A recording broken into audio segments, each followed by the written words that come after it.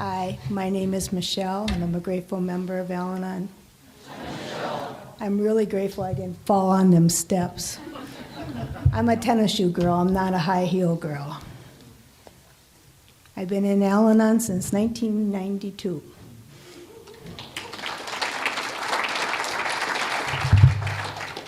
My home group is in Sauk Center. We meet on Tuesday night at 7:30.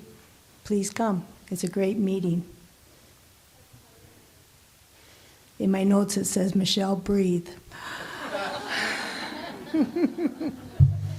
I've told my story many times, but I've never told my story where you get a meal first. That's kind of cool. And get treated like a queen. And I've never told my story and stayed in a motel by myself. This is kind of weird. I called my son and said, it's so strange going to a motel all by myself.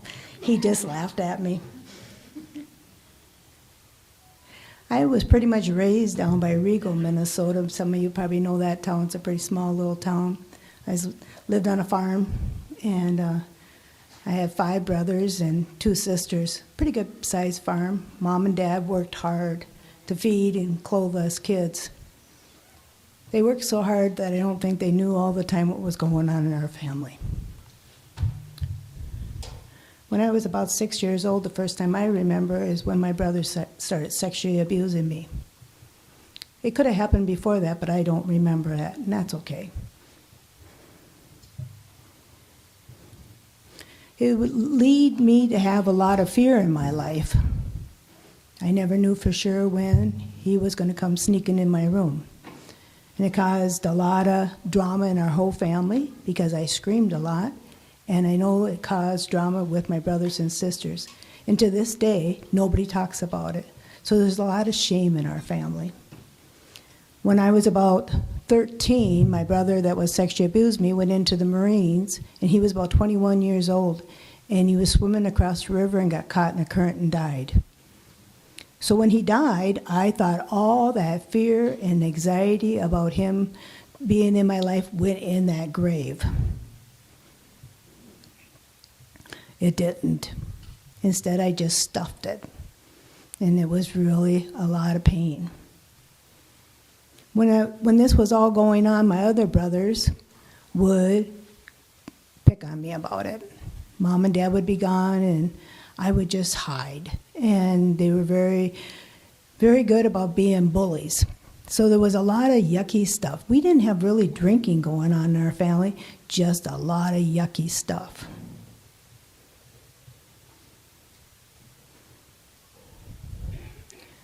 A lot of sarcasm. Sarcasm, if you look up in the dictionary, it's called ripping of the flesh. So yet now, today, I have a hard time when people really pick on me.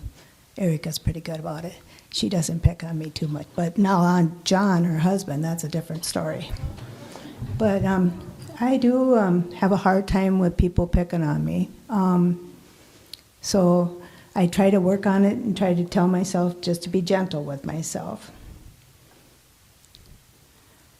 I wanted to marry a man that had brown eyes, and I found him, and I held on to him tight. I didn't know him, but I just held on because he had the brown eyes, and I had the blonde hair, and I thought, we'll make beautiful babies. That's all I thought about was beautiful babies. So this guy came into my life, and I just held on. He treated me terrible. You know, he'd say, I'm going to come pick you up, and he wouldn't show up. Or I'm going to come do this, and he wouldn't do it. A lot of lying. But did I care? Nope, because I just wanted to marry that guy and have the brown-eyed little girls and boys. Well, we did get married, and I was so excited. So we had a little girl. Guess what color her eyes were? Brown. She has blonde hair. She's just a beautiful girl. And anyhow, I thought, oh, that'll help him, that he'll start staying home and being more honest because we got this little cute little girl. That didn't work. So then I thought, well, maybe if we have another one. Well, we got a boy, his last name. And I thought, oh, that'll be the best because it'll be his last name. Now he'll for sure come home. No, it ended up being 3 of us just sitting there waiting for him to come home. Most of the time when he was out, the kids would be a little noisy, but I'd be like, shh, be quiet. I'm trying to listen. And they'd look at me. What I was trying to listen for was his noisy truck to come home. I always wanted him to have a noisy truck. You know, I think when you live with alcoholism and you have a childhood that is messed up, you alcoholics can't do nothing wrong, because my brother was meaner than my husband was. So I always thought I deserved it. I deserved it because I didn't fight off my brother hard enough, is what I felt like. I felt like God was punishing me for what I'd done in the past. Well, we went and I think we were about married for about 20 years, and finally I convinced him to go to AA. Well, I didn't even know there was such a thing as Al-Anon. So the first time he went to AA, he said, do you want to go with? Well, of course. I'm a control freak. Because, you know, he was known to go out, you know, pull out the driveway and you go right or left, and it'd be the bar, and right was AA. And I knew he'd make the wrong turn, so I thought I better go with him and make sure he made the right turn. And he did. So they separated us and made the meeting in half, and I told those AA people what they needed to do with him and fix him. I'm a little bit controlling. When I started coming to Al-Anon, I started sharing my story about being sexually abused. The only person that ever I told was my husband, because I thought he should maybe know about that. But you know, just by me telling him did not help me none. I lived in so much fear that I couldn't drive. Every time I would drive, I couldn't breathe, and I thought I was dying. I'll never forget one day driving with my daughter, and I had to roll down the window, and it was really cold in Minnesota that day, and I just couldn't get my air. My daughter goes, Mom, why are you rolling down the window? Because I could not breathe. And that's how much anxiety I had. And it was mostly because I hadn't dealt with my childhood. So when I first started coming to Al-Anon, some of those ladies in Al-Anon told me, you better go see this one lady. She's a counselor and in Al-Anon, and she helped me a lot. She told me that I, first of all, had to go and tell my mom and dad that their son, that was dead, had been sexually abusing me in my past. Well, here I am, 30-some years old, going to my mom and telling my mom, and my mom told me she didn't believe me. So then I sat there for a while, crying my eyes out, because I hadn't, you know, it was just something you didn't talk about. And she finally says to me, well, it happened to me, so just get over it. Well, that didn't help. I just thought, you know, wow, Mom, you and I, we finally have something in common. So I said to Mom, who did it to you? And she said, none of your damn business. And I knew she meant it too, and I never did find out. And that's okay. But, you know, I understood then why my mom and I were not very close, was because she did not deal with her problems in her past. You know what, I really realized that I had to heal that little girl inside of me, because that little girl inside of me was very scared.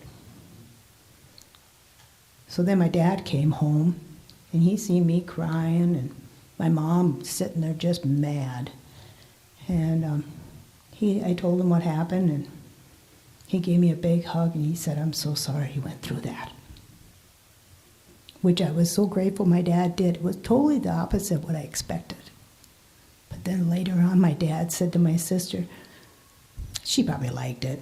I thought, how sick is that? That's so sick. You just don't realize how sick your family were, but my mom and dad didn't know what to do. You know, if I would have told them when I was 6 years old, they wouldn't have knew what to do with it then. Why would they know what to do with it when I'm 30? It was really, really hard. But I kept moving forward. Kept going to this counselor and going to my Al-Anon meetings, working the step, working the traditions. And my counselor told me, well, we got to get you to forgive. So first thing she wanted me to forgive was that brother that was at the cemetery. So I wrote a letter. She said, you write a letter to him, how mad you are at him. I did that really good. And then she said, now you got to write a letter and how you're going to move forward. So I did that. And then she said, now you have to figure out a way to let go when you get down there. So I drove down to the cemetery down by Painesville. I'm living up by Sauk Center at this time. And took a frying pan along with me. I thought I'm going to burn those letters after I read them to my brother. So I did. My mom and dad had already died too. And it really helped when I read those letters to my brother. And burnt them. I was finally able to go to town and get my brother some flowers for his grave. And to me, that was the beginning of forgiveness. And I was able to drive. It was a miracle how, when I started realizing how I had to forgive my brother, my mom and dad, and my siblings for what happened in my life, how I was able to drive more and get around in the world, and how I didn't have this anger and resentment. Well, then the counselor says to me, now you got to forgive your mom and dad. So, write a letter again, back down to the cemetery again. You know, this was like 2 or 3 years in between them, you know, so it was a process. But you know, this time I took a lawn chair along with me, and I was listening to this really cool song, and I thought I'm going to take that song along with and listen to it down at the cemetery. So I went down there and read the letters to my mom and read my letter to my dad and read my letter to my brother, and then I burnt the letters, and then I went and I thought I'm going to listen to this song. So I'm sitting there listening to it, and all of a sudden I hear God say to me, how come you're not dancing? Because I love to dance. I'm a dancing queen. And anyhow, I said, because it's Memorial Weekend, and there's a lot of people here. And God says it 3 times, I heard him say, you need to dance. So I got up and danced by the foot of my mom and dad. It was so cool. It was really a forgiveness. If I cry, it's not because I'm angry, it's because I'm blessed in so many ways. Because I forgave my mom and my dad and my brother. Something tragic must have happened to my brother to think that was okay to do that to me.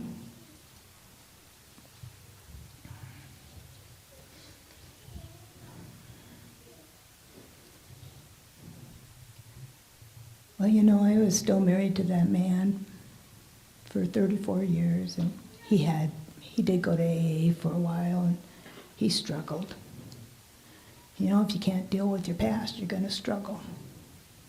He couldn't deal with his past, so he started drinking again.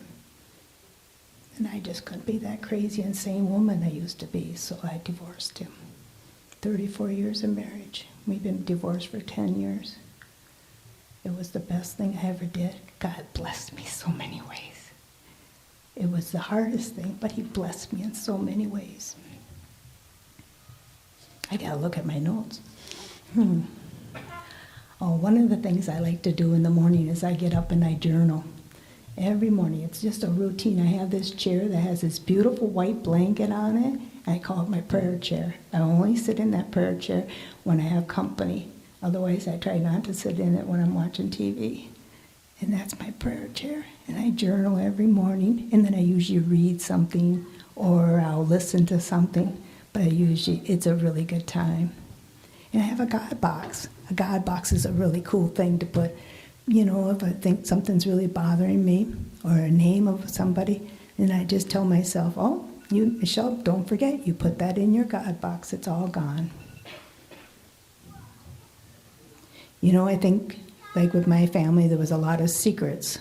And I think that's what really tore us all up so much was the secrets. It's kind of cool. In August, we're all going to get together. And I have 3 brothers that haven't talked to each other for over 10 years. Might be a really interesting time for a wedding. There is this Al-Anon app that's pretty cool. That I do a lot of Al-Anon meetings on there. And it really has made me a lot stronger. And my name on there is Peaceful Michelle. I really feel that God gave me that name. So I really enjoy it.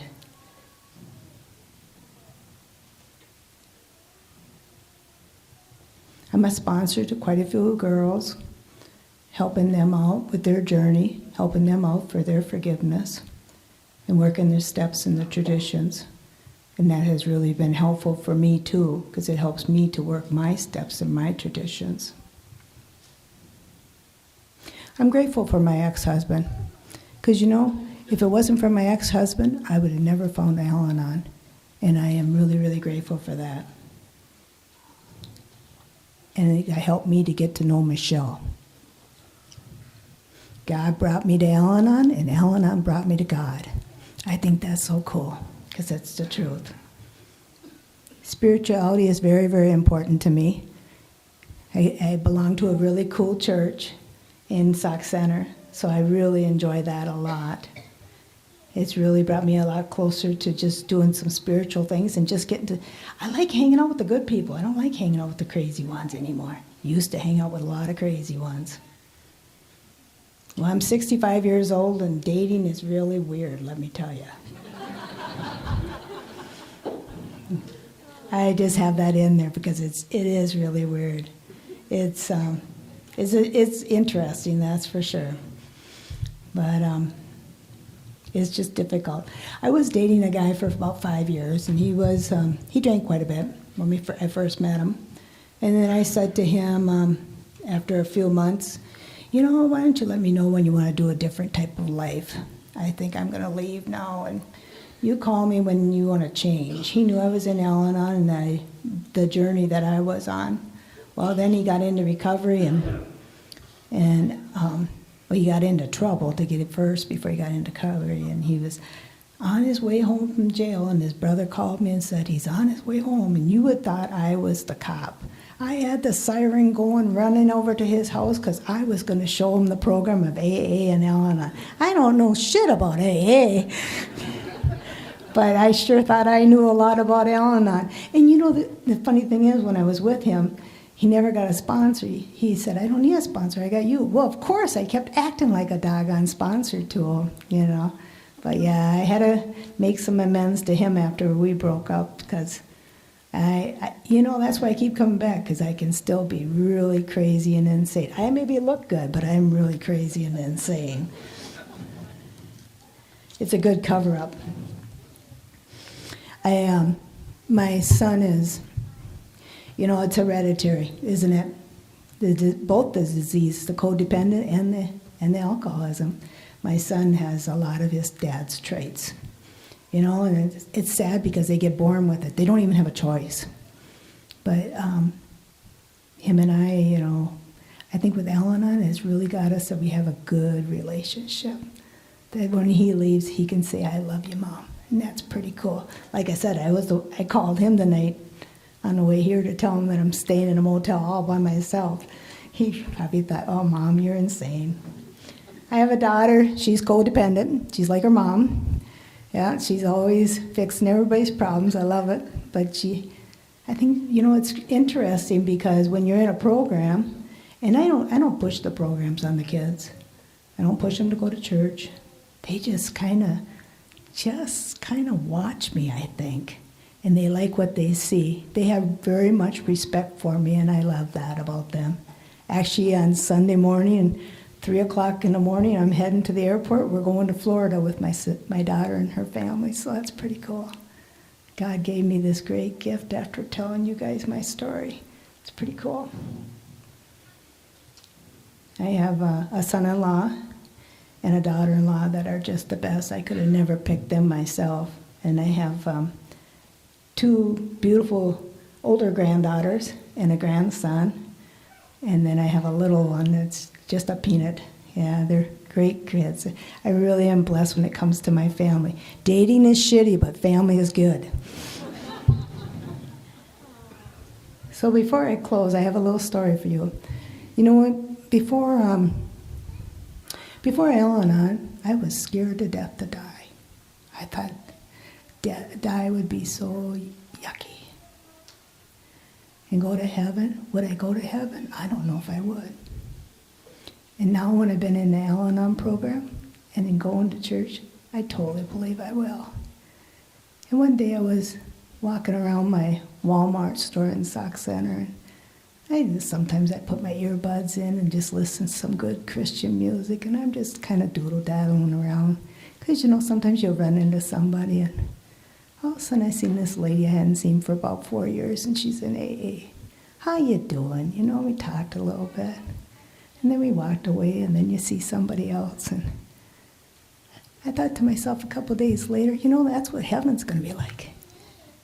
The angels are going to be singing. It's going to have beautiful music. I want to wear my earbuds.